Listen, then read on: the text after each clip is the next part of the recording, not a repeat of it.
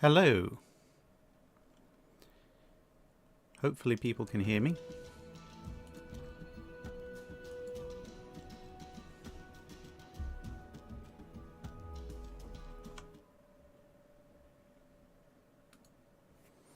Hey, good, right. So yes, so for people who are a little bit confused as to what on earth is going on here,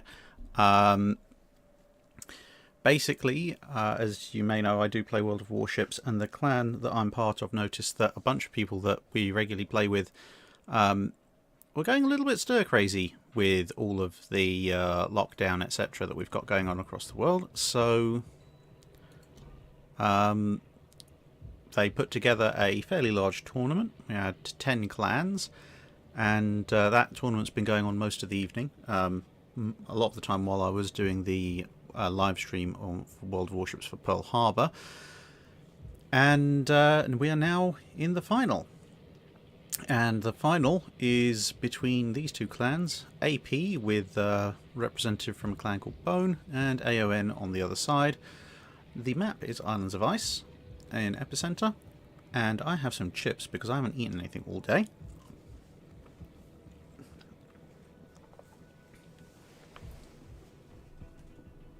Because I'm going to be obviously watching what's being broadcast to you guys as well, so I can't see what's going on in the chat at the moment, but I will probably have a look a little bit afterwards. And we are going to be going for this is a best of 3 style tournament, so it may be 2 battles, it may be 3 battles, depending on how it goes. There will be prizes, and basically the reason for the stream is I just thought I'd share it all with you guys, because it's been a fair bit of work on behalf of a lot of people to get this to come to pass.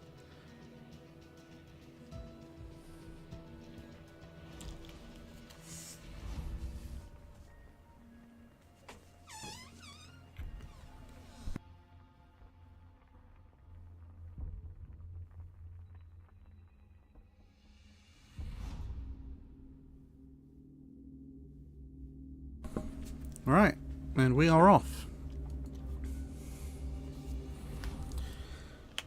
So here's the team breakdown. On AP side we have a Thunderer, a Kremlin, a Des Moines, a Zao, Petropavlos, Stalingrad and Smarland. On the other side, on Aeon side, we have Ohio, Thunderer, Salem, Venezia, Petropavlovsk, Stalingrad and Smarland.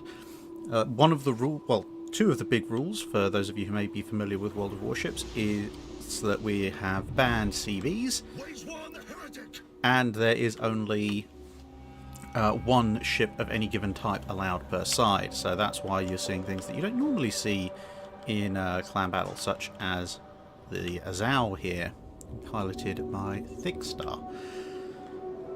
There's no weather for this round. There was weather for other rounds, and we did inflict ocean on them in the last round, so we'll see how it goes. Just going to check on there we go. I'm just checking in on the chat. So yeah, I'm not playing in a ship, I'm just commentating. So looks like, what's going on here then? Looks like we've got both sides pretty much mirror matching each other at the moment, actually. Although AON are pushing in a little bit harder, and they've got a little bit more organisation here on their right flank. They've got the Venezia, Petropavlovsk and Thunderer going that way. Looks like AP are trying to do a little bit of reorganisation. Looks like the Des Moines and the Thunder are coming towards the centre, but the Kremlin is heading over to the flank. The Stalingrad and the Salem are kind of, looks like just staring at each other. Well, the Smarlands, one of the Smarlands has just kicked off something. Let's see what these two are going to end up doing to each other. Hopefully something explosive.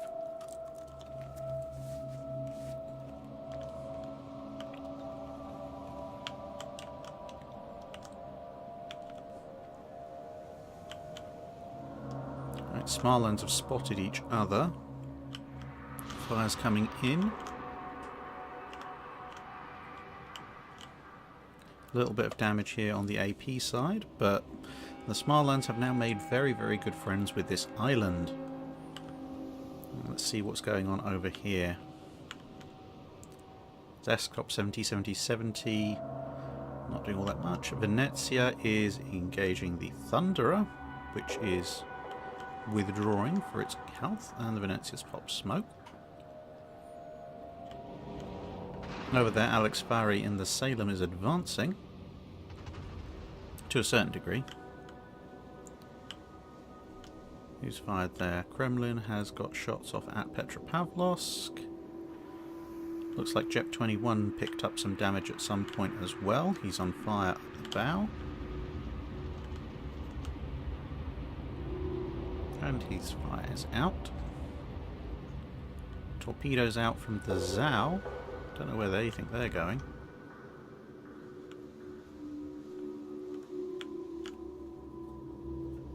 Smarlands are still playing kissy kissy, and those oh no, those torpedoes aren't going to hit their own Smarland. But he's bracketing the island just in case the Smarland comes out for whatever reason. Not a tremendous amount else going on at the moment. Venezia's got a scout plane up.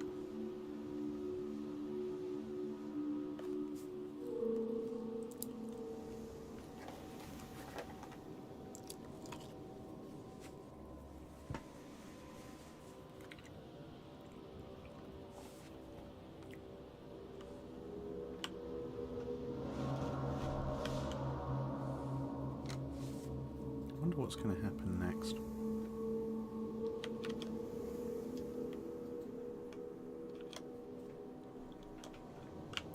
The Des Moines has brackets on our Decado here. It's going to force him out probably. And in return, the Ohio and the Stalingrad have spotted the Des Moines.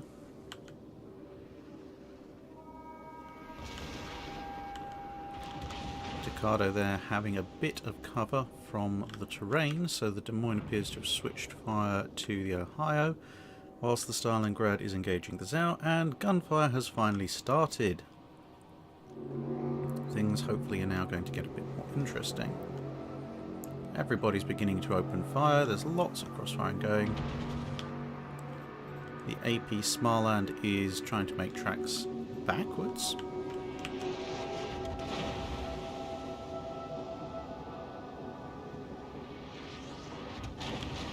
And doing so fairly successfully. That Ohio has been a little bit punished. That Des Moines is surprisingly intact given the caliber of his opponents. Literally, that Ohio could delete him quite easily. But he's taking chunks out of the Stalingrad at the moment, having decided that going after the Smarland is a bit of a fool's errand.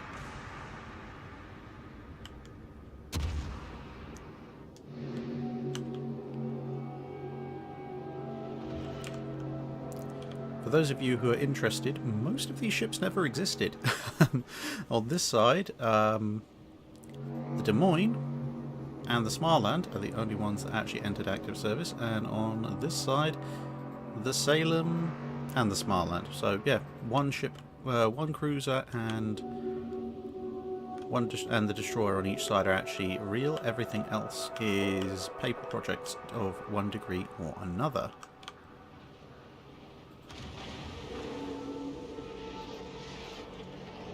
This Stalingrad's not doing too well. As your Baron there, taking a bit of a battering. The Salem, the Smarland's got some torpedoes off on him to try and force him out of cover.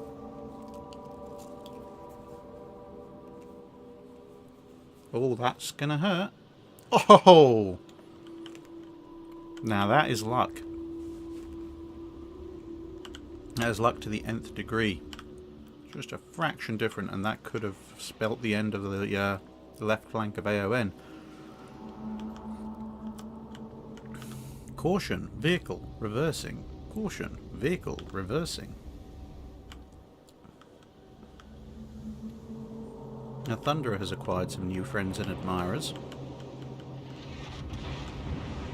And he also is reversing, which is an interesting ploy. Let's see how well that works out for him.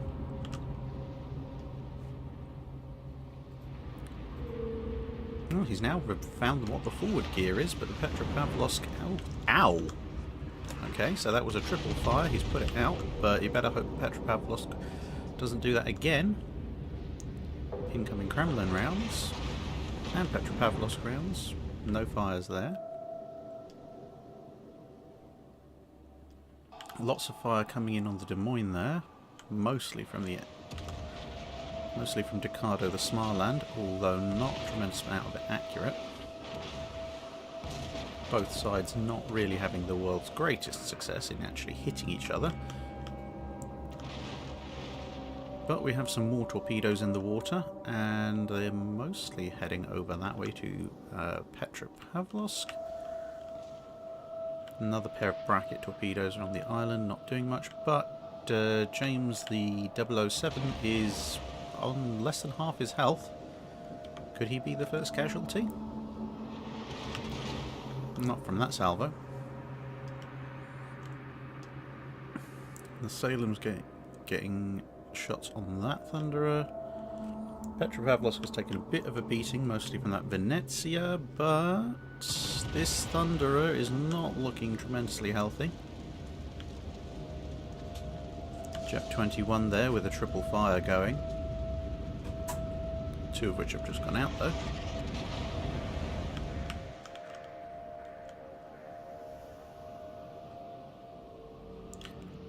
Oh, and there's a bunch of health lost by that Zao and that Stalingrad while we're over here. So overall, proportionally, AON have got the ship that's probably closest to being killed. But I think overall the health lost is they're more on AP side. I must admit, I do not play high-level clan tournaments like this myself, so I personally don't understand the whole reversing shtick, but I'm sure someone can explain it.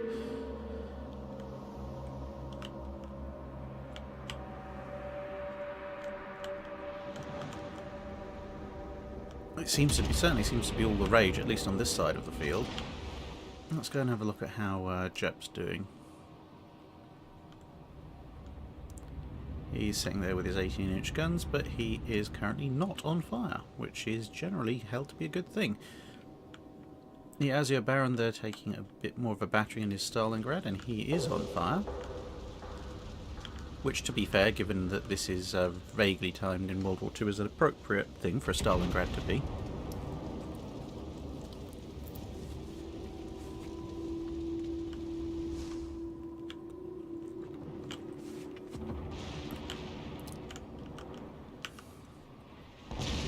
Salem hiding behind the island. Oh, Colonel Zero is rapidly competing with Jep, who's actually popped a heal and now has a significant chunk of his health back. The hyper-secret British 3D printer technology there, buying back a good chunk of Jep's health.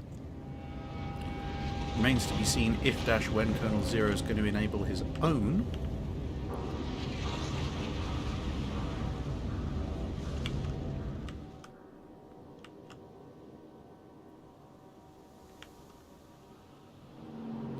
See, where else have we got? No one's died yet, which is very disappointing. But there are a few people who are basically only one good salvo away from it. The Stalingrad over there, Azure Baron appears to have withdrawn slightly to lick his wounds. No one's engaging Jet 21, and there's some very slow-moving Italian torpedoes coming in over here, but they're not going to hit the Kremlin.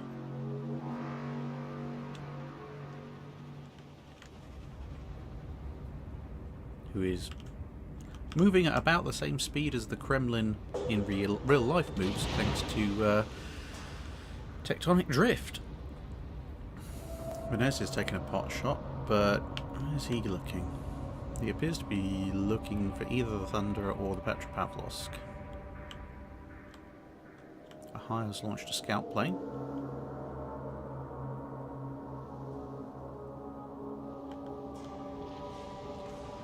There's still a little bit of gunfire going off on this side, and more Smarland Torps heading towards the Salem. Is he going to get as lucky as he did before? Well, he's going to dodge those, so Those ones would have actually just hit, but he managed to reverse out the way in time. Stalingrad shots coming in on the Ohio, not doing a tremendous amount. The Ohio here is effectively a Montana with twin 18-inch instead of triple 16s, so pretty chunky. I do quite like my Montana. It's very wide.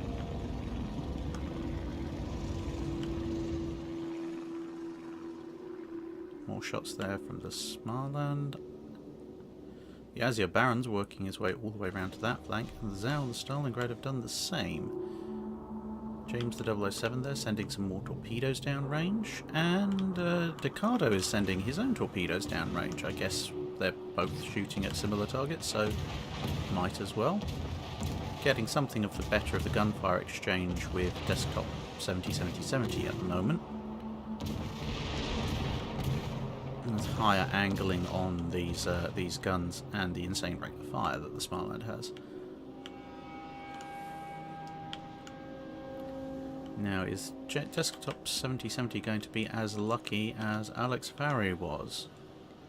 Well, there's only one way to find out. The other Thunderer has activated his 3D printer. One torpedo hit on desktop. Or could this other one go in? Not quite. But he has got very little health. If I was a life insurance provider at this point, I would not necessarily be handing out any new policies to desktop here. Or Dascopo, I've just noticed it's actually spelled. Never mind, I'm going to call him desktop anyway because that's what I've been calling him so far. And we have our first casualty. Well, we've only got just under 6 minutes of the game left, but the oddly named Polish destroyer in Ohio has finally sent a ship to the bottom. Colonel Zero's 3D printing has mostly been erased again. Must have been using water-soluble resin. That Petropavlovsk's not looking too healthy. Jep is under fire again. But despite having just lost their cruiser there, EP not too far off on the points still. Oof, that looked like it hurt. That was, I think that was the Thunderer taking a nice bite out of the Ohio. That could see the points balance switch back to AP. For the glory of the Imperium. Do have the Imperial Commander from 40k's voice on here, and it is quite amusing. Very thematically appropriate though. So there's the outer capture layer is held by AP, Aeon have the middle layer, and the center layer is contested. I don't think this Ohio is going to last very long, and no, the Ohio goes down, handing the point advantage back to AP. That is a lot of smoke. So one ship down on either side, 50-point advantage at the moment to AP. But again, their Thunderer is only just over 10,000 health left.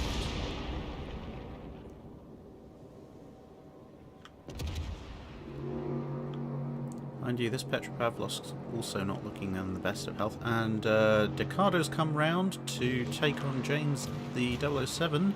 And I think he's going to win that. Yes, he has. And those torpedoes adding insult to injury to the Hulk there. James the 007 is down. And, oh, someone else has died.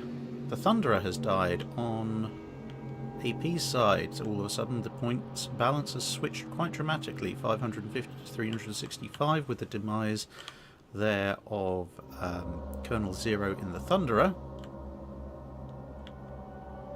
And there's now no one left in the centre to contest Decado's capture of the centre capture area. Mind you, it's not a good day to be a Thunderer. It looks like Jep is probably the next one on the fatality list, which might even the points up somewhat, but with 3 minutes left to go, very few windows of opportunity for AP to pull this round back, even if the Thunderer goes.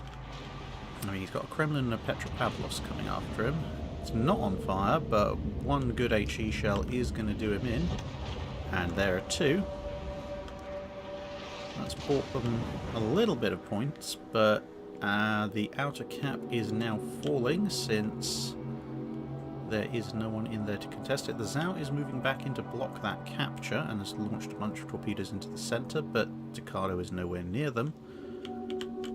Stalingrad and Stalingrad having a Stalingrad off with the assistance of a Salem over here, and I don't think this is going to be a match that SAO 777 is going to win.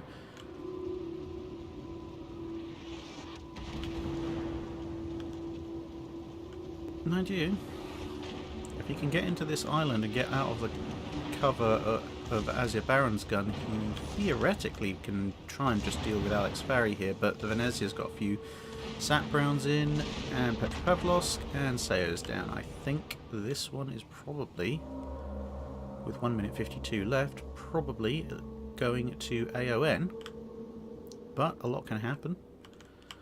Some torpedoes there heading for the Kremlin. That's not going to hit anything.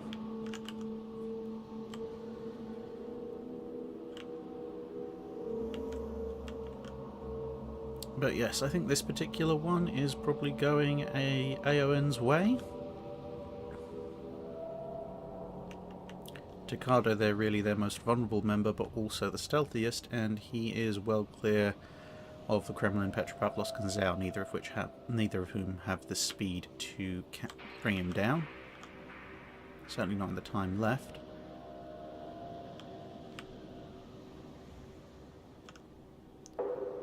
Got 3 cruisers left in a skirmish line on the outer edge, with the Salem and Petro holding the outer ring. Smarland is contesting the inner ring with the Kremlin, but it's 715 points to 330, and the Zhao's gone in to contest the inner ring, but he's coming out of that now. Torpedoes away, 37 seconds, don't think they're going to reach anywhere.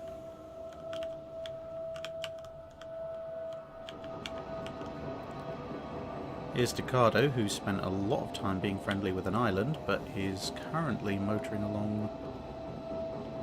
Where's the Zhao shots going? Zhao shots heading for the Petropavlovsk. HE's not going to bring that down. That AP might, but didn't do all that much damage. 10 seconds.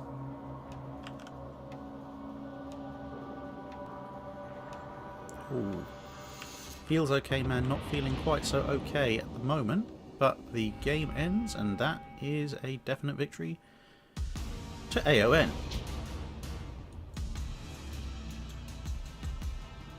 Right, well, let's see what happens in a minute. I'm just going to pop back into the chat and see how everybody is doing.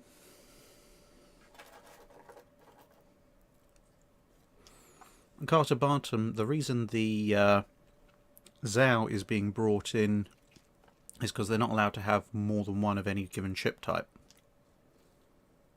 CV only game mode when at some point I'll probably do a troll CV match where everyone's allowed to bring CVs, but you're only allowed to do secondary batteries.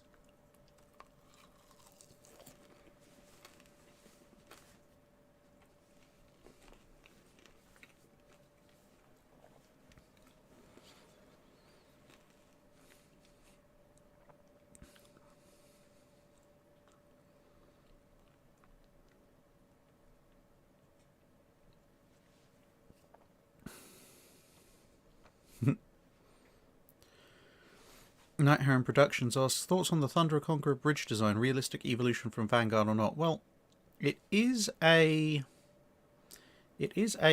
sort of, as you say, an evolution along the lines of the Queen Anne's mansion, so it's not completely off. Looks like AON are ready to go again. AP with the now renamed Desktop 707070 have 3 players left to ready up. Carter Barnum, is there a Lexington hull with the 8-inch guns?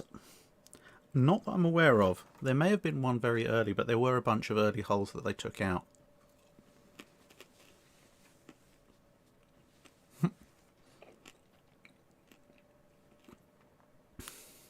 Teach.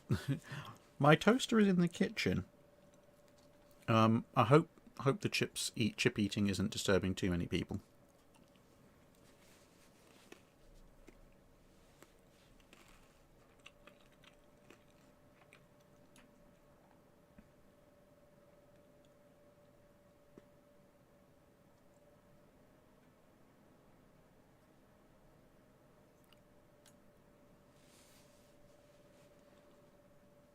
Warhawk asking what's my favourite ARP skin. No idea. The neon glowing stuff doesn't really do all that much for me. I do quite like the red, gold, and white skin they put in for the Nelson, but I don't know where that's from. It just looked really cool. Lying dog-faced pony soldier. Yes, they probably are using fire prevention.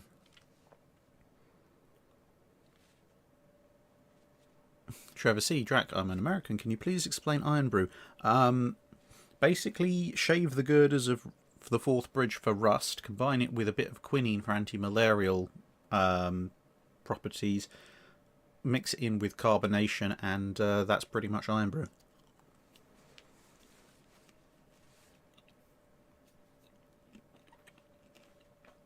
Right. Looks like we're off again.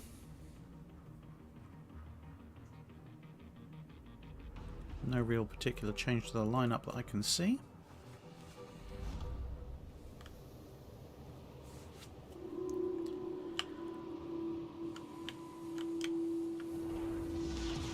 Well, it looks, yes, the ends have swapped around for whatever good that will do. So, yes, we've USS Salem.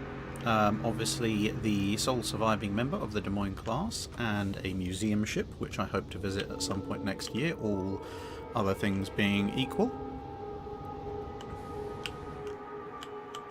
Very rapid fire 8-inch guns. Let's go and have a look over. Let's not look at the Venezia, that's just a horrible thing. Smarland there in his camo, going fairly quick.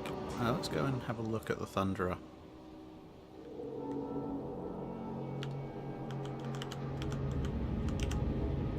Yeah, so there's the Thunderer with the Vanguard Evolution Queen Anne's Mansion style superstructure.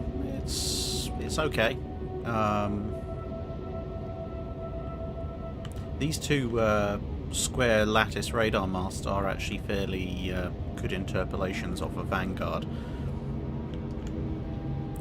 Because, yeah, much as I criticised the lattice cage mast when back in the 1900s and 1910s, 1920s, these, whilst they are lattice masts, are a rather different set of equipment, because as you can see they're supporting radar antenna as opposed to gigantic rangefinders and spotting towers, and so they can afford to be a little bit smaller. Transom stern there, characteristic of late war British design.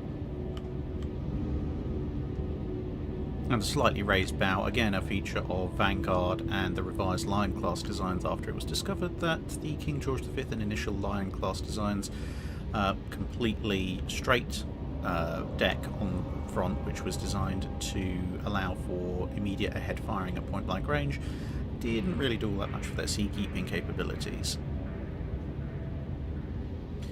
I do have an appointment to go and watch some TV with a friend of mine as soon as this is over, so unfortunately I will not be able to hang around for too long and answer too many questions, but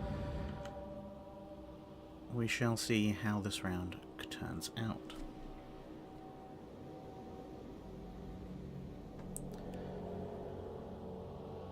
Well, no one shot at anyone yet, and in a smooth... Oh no, the Petropavlovsk has in fact started shooting. Petropavlovsk taking up the space that was occupied by the Des Moines previously, and has started taking chunks out of James the 007, the two Smarlands having occupied both sides of the same island. We actually have a fairly similar scenario developing. We've got two cruisers facing off on this side, although the Ohio and the Salem over here might give a little bit more weight over to this flank, as the Zao and Thunderer from AP haven't quite made their way over yet.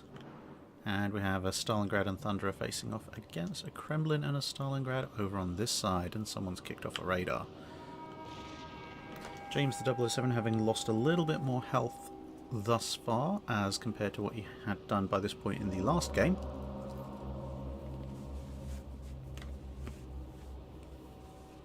And another hit from the Petropavlovsk.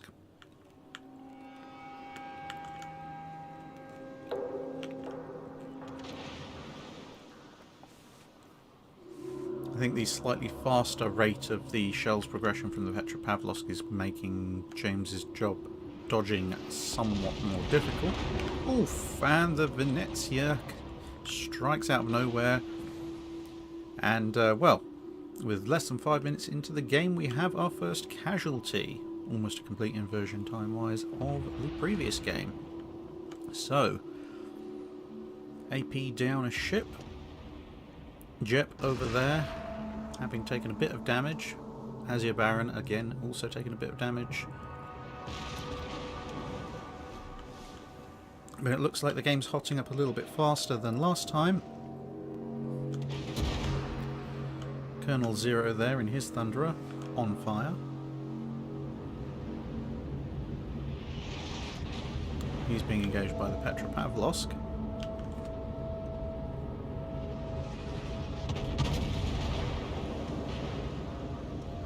That's Venezia AP, semi-armor piercing.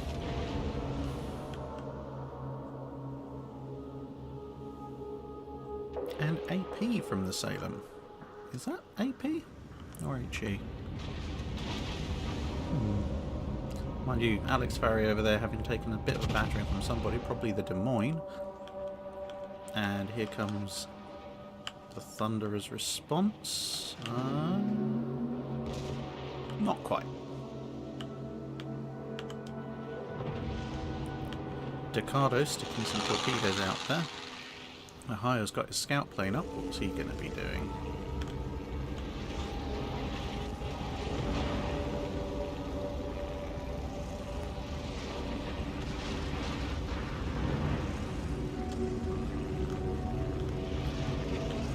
I'm going to just check something out. Polish destroyer here flying closed beta test flag. Well, congratulations. He's been in this game about as long as I have.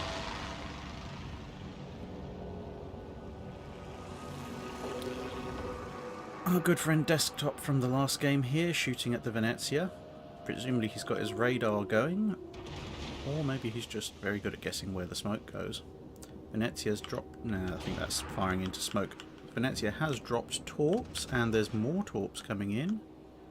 But those torpedoes are not going to go anywhere near Desktop, and indeed they have gone out. Over on the other side, Stalingrad versus Stalingrad is going badly for Stalingrad. In this particular case, SAO 777 appearing to get something of the worst of this particular engagement, but I think he is going for a ram, which he might get. Depends if this Thunder is distracted by the Kremlin or not. The enemy is about to win. A true servant never yields to doubt. I have a drum somewhere, but it's in the other room, so unfortunately I can't do the full Ben-Hur drum beat as this ram moves towards its logical conclusion. Oh, it's going to be very close. Oh, the Thunderer denying the ram. Look at that. My utmost sympathies say, oh, that was an incredibly valiant attempt. You were literally within a second of a successful ram, but the Azir Baron getting to fight another day. I think that merits some kind of award. Not sure, what kind of ship do you think in World of Warships is most suited for ramming your opponents? Azir Baron there nuzzling the wreck gently, comforting it as it heads on its way to the ocean floor. I was going to say Jep has the better of the fight with the Kremlin there, but the Kremlin just launched a mighty salvo that rather inverted that assessment, albeit that Kremlin here is going to be being shot at by the Stalingrad. He's also being shot at by either the Smarland or the Petropavlovsk, I didn't see which. And the Thunderer is reversing. And Jep finishes off the Kremlin quite decisively. Oh, somewhere along the lines. Oh yes, the Smarland died earlier, so we've seen all 3 deaths so far. Well, at least this one's a little bit more action-packed. By this point, in the last game, no one had died. We're now currently 790 points to 265, and 3 kills to none in favour of Aeon. Although that Venezia got a right paddling there. I do like seeing Venezias get smacked very hard. Sorry, Borat there, but Venezias are just awful. I do like trying to hunt them in my Minotaur. It doesn't usually go very well, but occasionally when it does happen, it's very satisfying.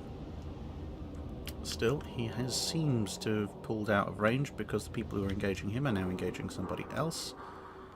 Desktop there on less than half health, and where are all their shells going? They are all shooting at Feels OK Man the Petropavlovsk, who is also reversing. I must at some point find out what this whole reversing malarkey is supposed to be about.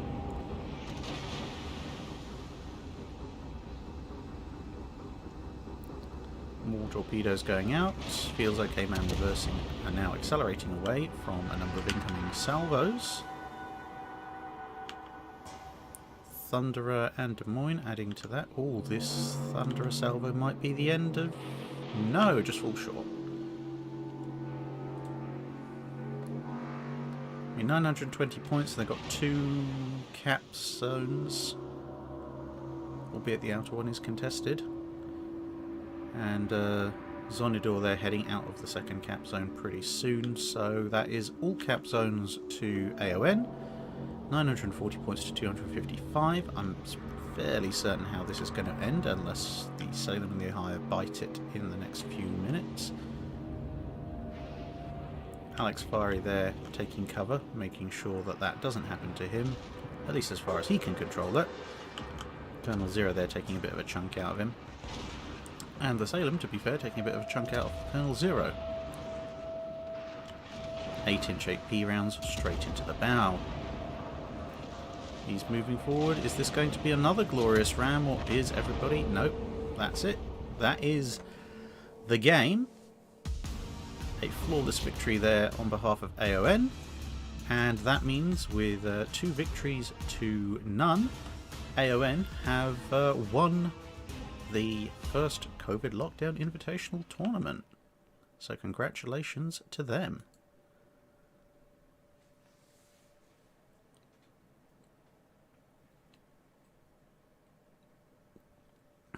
TWT, Jeremy Clarkson Arctic Naval documentary. Yes, that's actually quite a good one about PQ-17.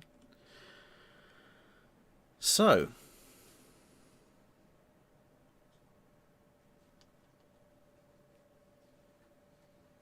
Alaska Mark 456, are there any IRL cases of 2 ships destroying each other with their final salvos? Yeah, theoretically. I mean, Cormorant versus Sydney, for example. Walter Brookshaw asking, if you could be the captain of any class of warship, which would you choose? Battleship, cruiser, destroyer? If I like life, probably a battleship. But given my personality, I'll probably actually prefer a cruiser.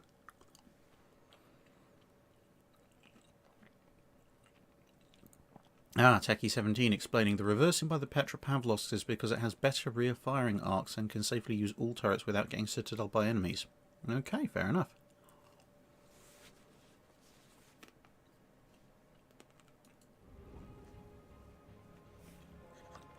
So I'm going to leave that on there for the minute and just go through a few of these questions before I head off to have some dinner. So that was, well, literally my first ever attempt at casting any kind of World of Warships live stream. So let me know how I did in terms of commentating. Because I literally have no idea whether that was good, bad, awful, or whatever.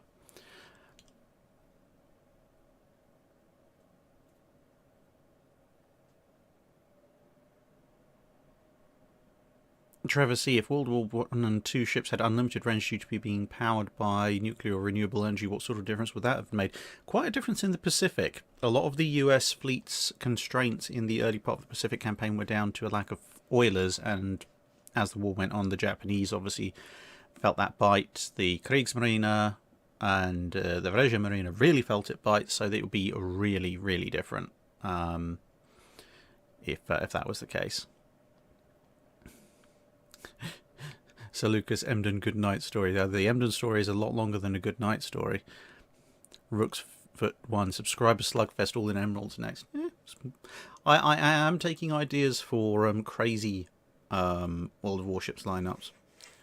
Jousting with German destroyers, secondary battery carrier games, emerald shoot-ups. Rito the sci-fi fan, did the Germans experiment with synthetic fuel from coal for ships?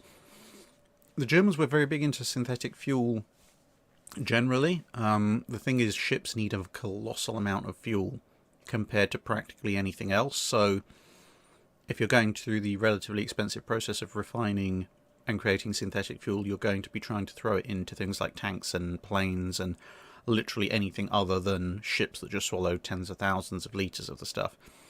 Mr. Silverscope, will you be watching the replays at some point? Yes, people have been sending me the replays, and I will be going over them at some point to give more feedback on some of the other games and get a bit more of the funny clips as well. Ethan says you should do an Ultimate Admiral Dreadnoughts live stream. I did a few. I probably should drop back and have another look at that game, see what state it's in now. I was fairly impressed with it last time I had a look. Camino John, is it the honor system, or did the team or can teams tune into the live stream? I think it's the honor system, to be perfectly honest, and there is a little bit of lag, but I didn't see anyone obviously reacting to stuff I was saying, so hopefully they're all playing ball.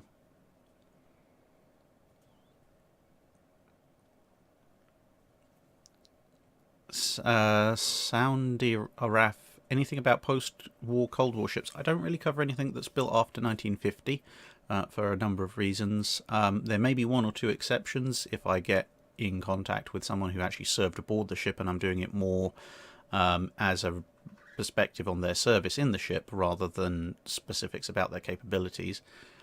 But we shall see.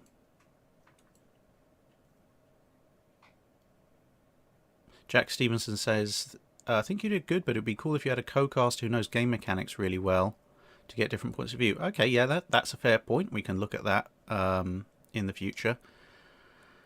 Router problem. What's the most unrealistic and most realistic Russian high-tier ship? The most unrealistic is probably whatever the passes for the Russian battleship these days, are probably the Kremlin, mainly because, well, we know some of the production problems they had with the Sovietsky Soyuz, so yeah, let's just leave it at that. Coltax asking, how's your toaster? It's very, very good, thank you. My toaster is a 4-slice toaster, and it sits in the kitchen next to the kettle, between the kettle and the spice rack. Leslie Mitchell, have you seen the new Victory at Sea from Warlord Games? Yes, I think I pretty much bought one of everything they have, and 2 of some things. That's actually a project for me over the next few weeks, because I'm hoping when I do the next stage of the Battle of Guadalcanal videos to use some of those miniatures to illustrate the point, because yeah, well, we know what most maps look like when you're talking about really close range knife fights like you get at Guadalcanal, so better to use the miniatures, and I've learned a little bit from the Jutland video. Ice Dragon 74, Rule the Waves 2, yay or nay? I have played Rule the Waves and enjoyed it. I've played Rule the Waves 2 a little bit and enjoyed it, and then there was an error with my key, and I've never been able to get in contact with the developers since to resolve it, so I haven't played it for quite a while. Lammy202, been thinking of getting some new books. Any overviews of a specific navy you can recommend?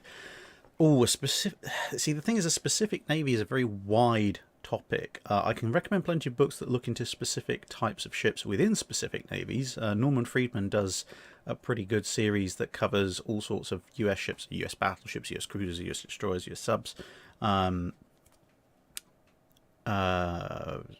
He also does the British battleships, cruisers, destroyers, etc.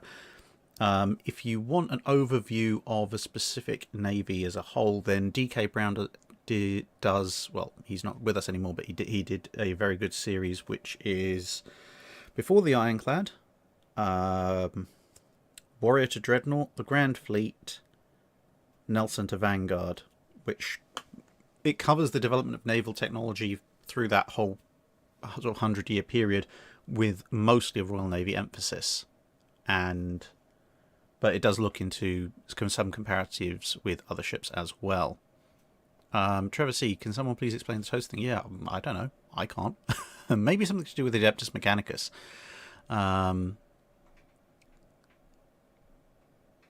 Lost Muffin Man. Apparently I missed some super chat yesterday. Very sorry about that. But he says, what teleportation technology did the Japanese use in their torpedo boats at Dogger Bank to attack the Russians? The technology of paranoid thinking. I don't know whether it was a psychological warfare operation by the Japanese or just the Russians being super paranoid, but they saw torpedo boats everywhere. Technically, there was a minor argument that the Japanese could have bought torpedo boats from probably Britain at that point, given that the Japanese were allied with them and had pre-positioned crews in place to launch a surprise attack, but it's not that easy to hide building ships, certainly in that period, in the early 1900s, when the secrecy hadn't quite kicked in. So there was a very, very technical argument that could be made for a certain amount of valid paranoia, but it turned out it was not actually valid. Coltax 100, what's the worst official ship design you've seen and how would you change it?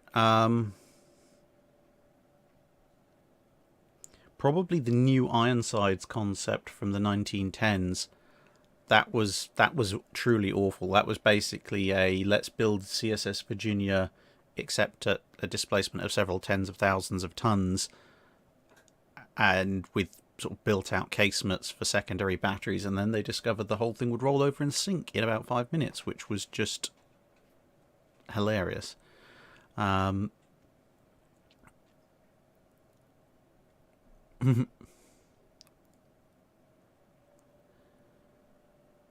Trevor C asking, beside Kamchatka, any good stories of completely incompetent ships in fleets? Oh, so many.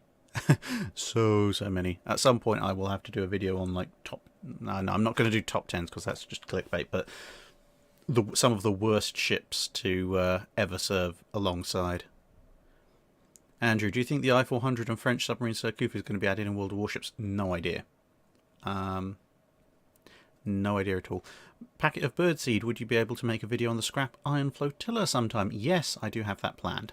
Probably for some point next year. Justin Moe, will you do a video on USS Second Amendment rights? April 1st is coming up again, maybe. Collins Dad 1, other than the Fletchers, any other World War II USN destroyers tickle your fancy? Well, the gearings are pretty solid, albeit somewhat late to the game, so... Some of the pre-war US flotilla leaders would have been really nice if they'd actually gone with the dual-purpose as opposed to single-purpose 5.25-inch guns. There are a couple of different classes of US flotilla leader destroyers that had 4 twin 5.25s, which makes them almost as lethal in ship-to-ship combat as a tribal.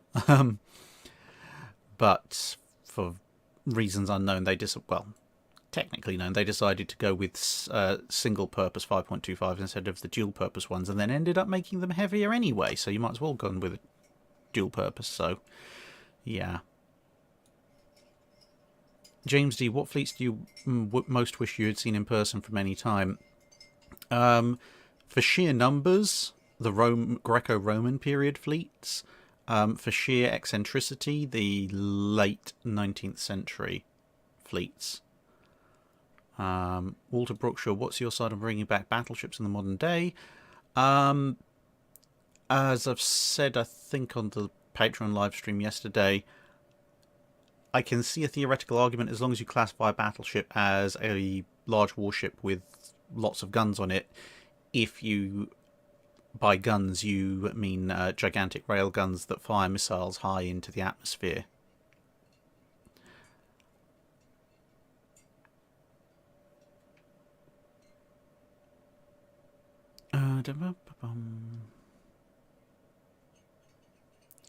Trevor C., what do you feel about the modern practice of calling a 10,000-ton ship a destroyer? It is inevitable. It's the inevitable growth. I mean, a line of battleships, so the first battleships initially were 1 to 2,000 tons, then 3,000, then 5,000, then 10, then 18, then 21, and then all the way up to Yamato. And cruisers, similarly, the cruisers were originally a mission profile, but usually for frigates or third rate, so even smaller, and eventually those went to 10,000 ton at the treaty period, and then even higher with things like the Alaskas. So the fact that destroyers have now grown to the size of treaty-era cruisers is probably somewhat inevitable. At some point, someone will reset and go around again, but it's always happened. It's always gone round and round like that. Reaper King, will you do your next raising of the fleet at Pearl Harbor on December the 7th? December the 7th is a Monday, so I don't normally release videos on a Monday, but I will be releasing, hopefully, Pearl Harbor Salvaging of the Fleet Part 3 on this Wednesday the 2nd, which is pretty close to it. Okay, fair enough, not as close as Wednesday the 9th, but I thought if I get it in beforehand rather than after. Colonel Crayon, any chance you'll talk about the naval engagements of the Falklands War? Not on the channel, because that's way past the 1950s. But if you do want to hear more about the Falklands War, I would strongly recommend looking at the Bilge Pumps podcast that I do with Dr. Alexander Clark and Jamie Seedle of Armoured Carriers. That's available on the CIMSEC website. That's CIMSEC, Centre for International Maritime Security, I think. We've got several podcast episodes on there with Michael Clapp and Commander Steve George.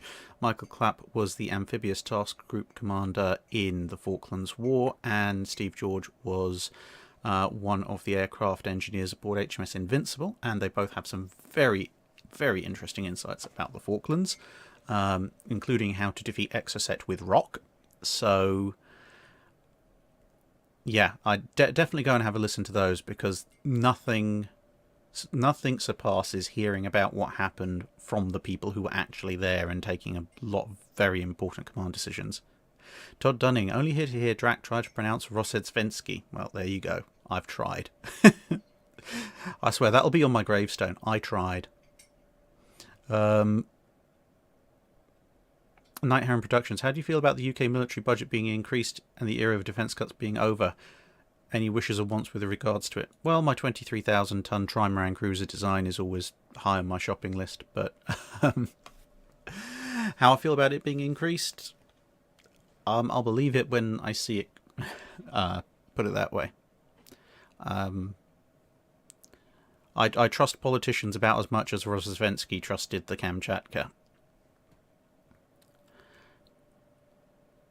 Panda Man asks, do you think the Russian Kirov-class battlecruisers are still useful or a waste of resources? For what the Russian Navy's got, they're probably useful, refitted, but I mean, they're pretty nasty. Obviously, they don't necessarily square up to an entire carrier battle group, but individually, they're still pretty lethal ships. I do need to head off in a couple of minutes because my chips are getting cold. They're probably only need... No, do not microwave chips. That's an awful idea. I will not do that.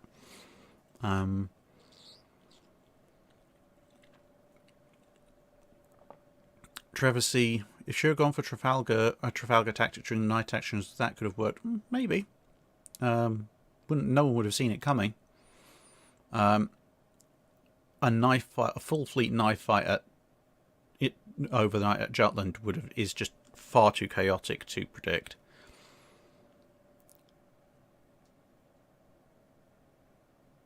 Colin's Dad 1, will you ever do a video about the naval bombardment of Shuri Castle during the Okinawa campaign? Maybe. It'll probably be fairly down the list because it's not a strictly naval battle, but it is a naval involved battle. So yeah, at some point, quite possibly. Maybe as part of a video on the island hopping campaign. Tarnfolk, yes, if people want to have stuff for Pearl Harbor this upcoming anniversary, World War II week by week. Yes, the World War II week by week channel by Indy Nidell, who I was on the World of Warships stream earlier today with, is doing a minute by minute coverage of it. I'm going to come out of that training room.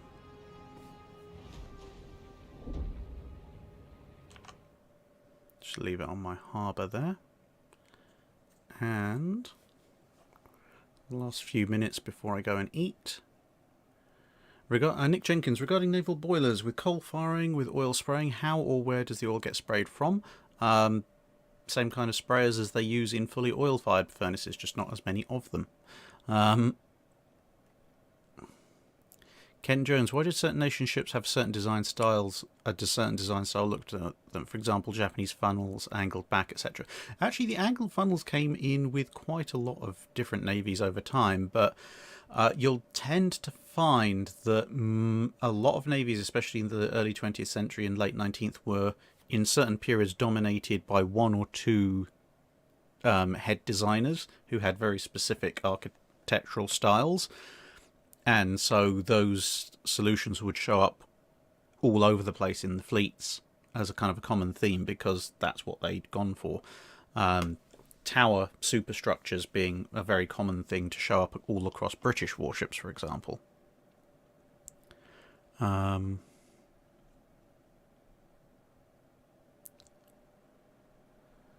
USS Enterprise. If Germany had gone with Plan Z and you were German Naval High Command, how would you build up the Kriegsmarine?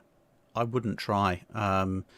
Plan Z has so many flaws with it in terms of Germany, what Germany's industrial capacity actually is and what everyone else will do in response. If I was going to try and build up the Kriegsmarine, I would probably look more into U-boats, and my surface forces would be there mainly to just try and secure the coasts.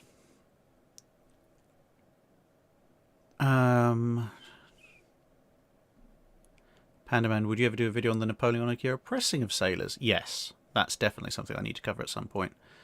Coltax 100, what music do you listen to? Royal Bulawa, is the Naval History in 10 Minutes video happening or not? Eventually, I need to try and chase up the guy who's going to be doing some animations for it. Coltax, what music do I listen to? All sorts of things. Mostly instrumental pieces, to be honest. Not so much vocal stuff, but where I do listen to vocal stuff, there is quite the range, which would take far too long to go on into here because my chips are getting colder by the second.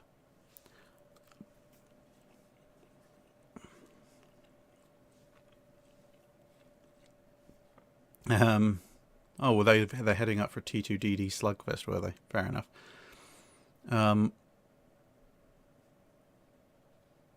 Yes, they were out to start a Tier 2 destroyer match. Fair enough. Well, it's just about to hit 11 o'clock UK time, and I really do need to eat these chips because there is some cod hiding under them, which is currently being insulated. But favourite band? I'll answer that as a last question. Favourite band. That's a good one.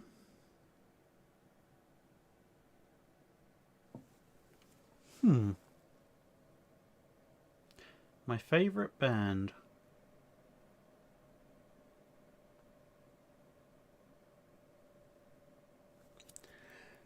This is going to sound very weird, but it's probably a three-way tie between... Flip. Now you've put me on the spot. I can't remember the name, but there's a... Hang on, let me quickly Google them.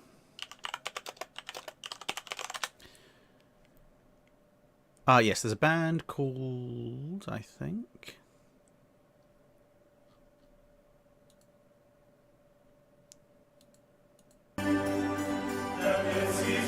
Yes, there's a band called Gregorian who sing all sorts of interesting songs in Gregorian chant style, which is absolutely hilarious. Abney Park, steampunk band.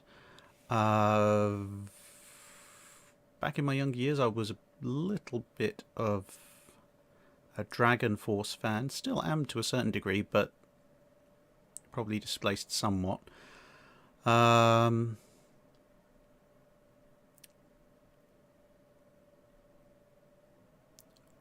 Two Steps from Hell. I don't know if they count as a band, but Two Steps from Hell do an awful lot of really good epic music. So yeah, to be perfectly honest, my favourite bands can flip around quite a lot. It's more like for me, if you were going to ask me favourite musicians, I'd probably actually name composers more than bands. But yes, I do have quite a list of favourite rock and metal bands as well, but you have to be in a certain mood sometimes to listen to that kind of music, at least for me. Whereas I can listen to instrumental stuff like Pirates of the Caribbean soundtrack, or pretty much anything by Hans Zimmer, almost any time of the day. Sabaton's quite... I like some Sabaton songs. Some of them I find a bit too repetitive. Some of the other ones. The one, basically, with the Sabaton song, the more and more they go into the story narrative, the more and more I like it. The more and more repetitive it is, the less and less I like it. But yes, anyway, it's now gone 11 o'clock, so I'm going to bid you adieu, and I'm going to go and eat some food. Thank you very much for tuning in. Oh yes, of course, Ben Clark mentions Ailstorm. How could I forget? Ailstorm are good. But yes, other than that, I'm going to end the stream now. I'm going to eat. Thank you very much for watching, and see you again in another video.